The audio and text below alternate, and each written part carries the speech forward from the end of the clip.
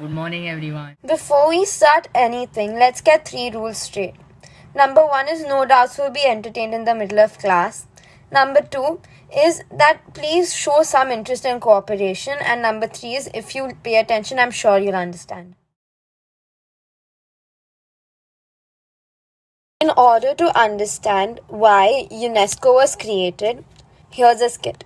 Good morning and welcome to the 1945 conference in London. Before getting to all the formalities, let me just tell you that we have 3 major problems that we are aiming to solve today. Number 1 is education. Education is a crippling problem in certain third world countries. All the children need to be educated for their bright futures and the future of their country, the world. Number 2, scientific discoveries. Several labs in the world have come this close to find answers to certain questions or certain problems that we all have been facing. However, they do not have the financial resources to do so. Number 3, cultural heritage.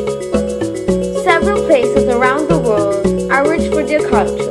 However, people have been misusing it and not treating it properly. All have been misusing it and not respecting the property that belongs to the nation and their ancestors. In order to solve these 3 problems, I thought of creating a new organization that focuses on these 3 main aspects: education, scientific discoveries, and cultural heritage. So, I'd like to formally conclude that today, November 1945, in London, this conference is successful for the formation of UNESCO. So today, November 4th, 1945, at the London conference, I'd like to finally conclude that we have been successful in the formation of a new organization called UNESCO. Before we begin, we want you to tell that this chunk of the portion is really easy, so you can learn it in the class itself.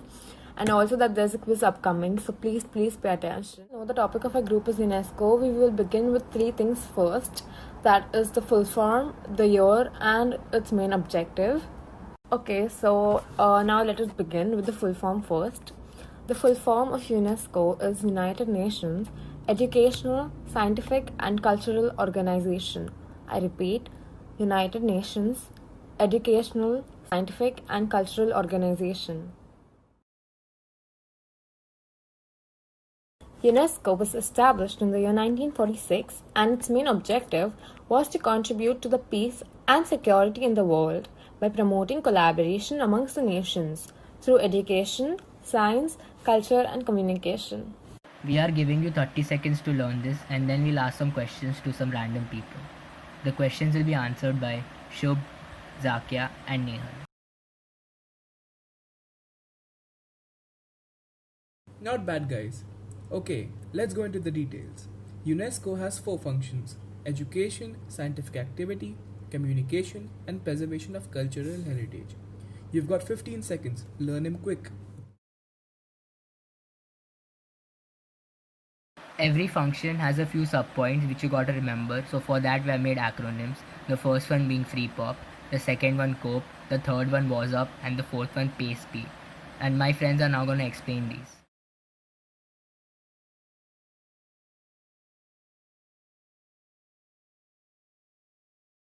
So I'm going to be explaining the acronym FREEPOP, which is for the functions of UNESCO in the field of education.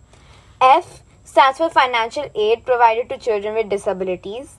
R stands for the removal of illiteracy by encouraging adult education, distance education, open school system, etc. E stands for emphasis of education of girls and women. The other E stands for encouragement of science education by providing regional training centers. P stands for promotion of education as an instrument for international understanding. O stands for the organization of book fairs and festivals at international and national levels.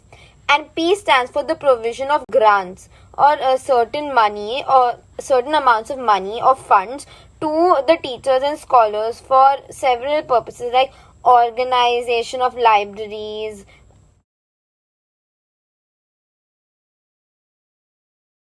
I'm going to be talking about the acronym we've given for scientific activity, which is COPE, where C stands for correcting the imbalance in scientific and technological manpower, where 90% of the trained manpower is focused only in industrialized countries. O stands for organizing seminars and conferences among scientists of different countries, and the information collected is circulated through their press, journals, and magazines.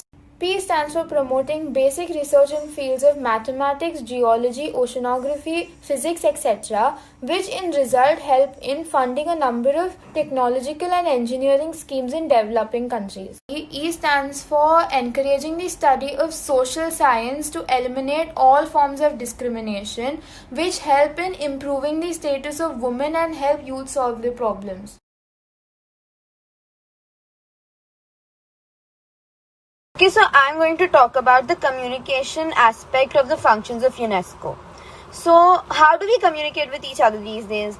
Hey, what's up? So now that's going to be our acronym, what's up. W stands for works for improving the quality of press, the films and audio services. Now, since this is media, press, films and audio services are very important. So, therefore, UNESCO helps in communication. Okay, so now A stands for assist developing countries to develop communication. Now, media and communication is the basic link between the people and the government. So, a good developed country needs to have an efficient media. Now, S stands for set up regional network for dealing with both software and hardware aspects of informatics. Basically, this means that in every region there is a particular area that deals with the handling of information, which can be in software or hardware. UP stands for uphold freedom of press and independence of media. Now, I think this point is pretty self-explanatory, but if you have any problem, you can ask it in the Padlet.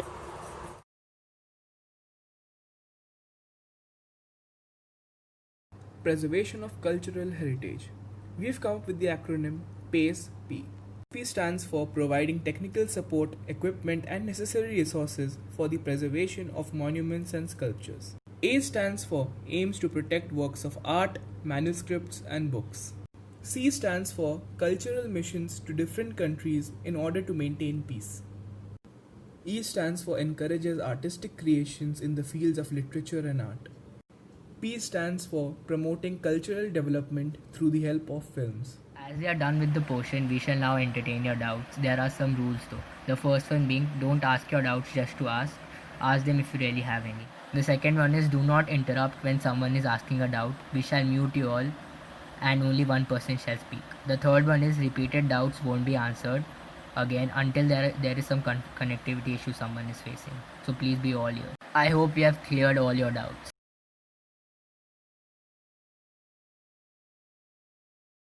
So now, as we have answered all your doubts, we have a Kahoot quiz for you all, and the code is given in the chat box, so please go and attempt that quiz.